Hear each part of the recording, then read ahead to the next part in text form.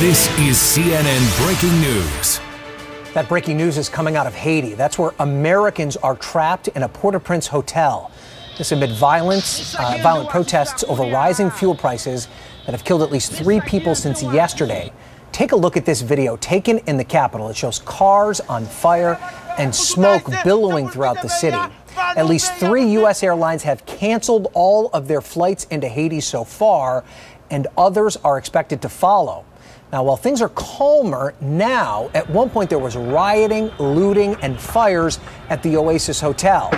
50 Americans, children, tourists, and missionaries are all staying there. We're told that no one is being allowed to leave the hotel. Also, there are roadblocks in front of the Oasis. Evacuation plans are being made in case the violence erupts again.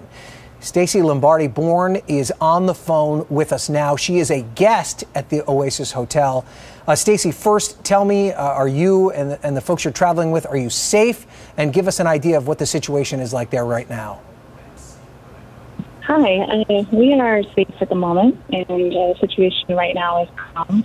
We've worked on a security plan to fortify the perimeter and evacuate if needed if the situation becomes worse again. So is your plan to wait things out to see if the situation calms down for the long term, or at the first opportunity to be evacuated, will you take advantage of that opportunity?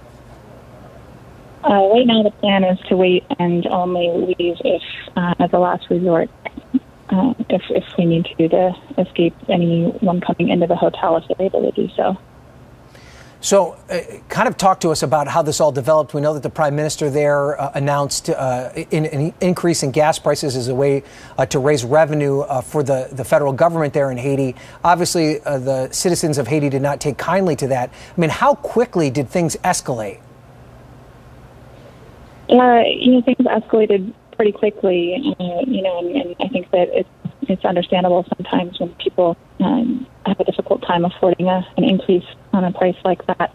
But it sounds like the government is doing everything they can to promote peace and compromise to try to get things back to restore calm at the time being.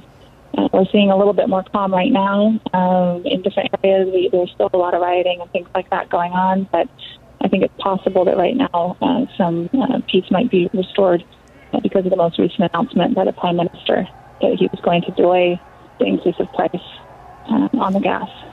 Yeah, that's right. The Prime Minister did announce that at least they're going to temporarily suspend that hike in the gas prices. But obviously that's a short-term solution. From your perspective, being there over this period of time, I mean, are you concerned that even something small could ignite the violence again? It's definitely a concern, and even with what the Prime Minister said, there's still violence in the streets right now. We're just hoping that it does start to calm down and some other solution can be made, or some kind of peace can be created moving forward with a plan from here out.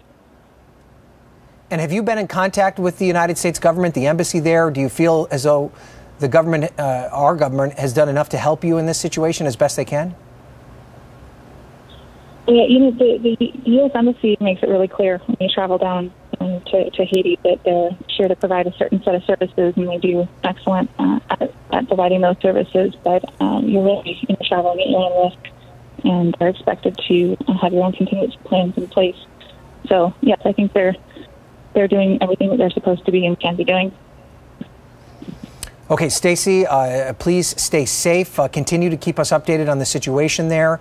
If things take a turn for the worse, please let us know. And if things get better, let us know that as well. And if you're able to escape there safely, we appreciate you providing for us your view of what's happening there. And we should point out that the State Department has just responded to the protests. They said, quote, "We are aware of reports that a Best Western hotel in Port-au-Prince was surrounded by demonstrators and vandalized.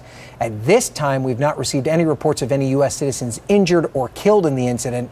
The U.S. Embassy advises U.S. citizens to take the following actions: shelter in place, do not attempt to travel at this time. That was something we asked Stacey about, and she is adhering to that. Avoid protests and any large gathering of people, and do not attempt to drive through roadblocks. Let's talk about the situation now with CNN national security analyst Samantha Vinograd. Sam, you've been through this before in a different respect. You were at the White House during the Arab Spring protests, where Americans were caught up in that, and the United States government had to respond to that. I mean, what's going on now? How would the U.S. respond to something like this, and how would they help folks like Stacey that are in a very difficult position right now? Well, Ryan, as you mentioned, this is not the first time that there have been protests in a country where the United States has an embassy. I lived through this during the Arab Spring. We had multiple protests. In countries where we had very large embassies, the number of American citizens in Haiti is much smaller, for example, than the number of American citizens, or AMCETs as we call them, that were in the countries in the Middle East during the Arab Spring.